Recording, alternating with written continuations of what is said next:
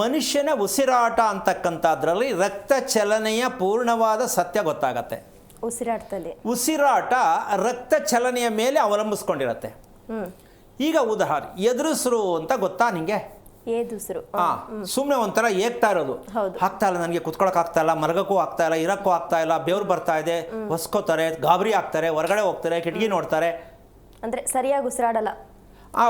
So ಈ ರೀತಿಯಾಗಿ ಮಾನಸಿಕವಾಗಿ ಅನುಭವಿಸ್ತಕ್ಕಂತಹ ಈ ಉಸಿರಾಟದ ವ್ಯತ್ಯಾಸದಲ್ಲಿ ತಿಳ್ಕೋಬೇಕು, ನನ್ನ ದೇಹದಲ್ಲಿ ಆಗ್ತಿರ್ತಕ್ಕಂಥ ವೈಪರೀತ್ಯಕ್ಕೆ ಕಾರಣ ಏನು.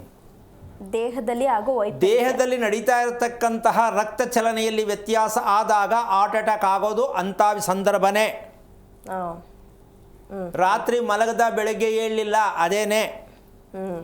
ಮಲ್ಕೊಂಡಾಗ ಸ್ವಾಮಿ ಉಸಿರು ಕುತ್ತಿಗೆ ಹಿಡ್ಕೊಂಡಂಗೆ ಆಗ್ತದೆ, ಅಮಿಕೊಂಡಂಗೆ ಆಗತ್ತೆ ಅದೇನೆ.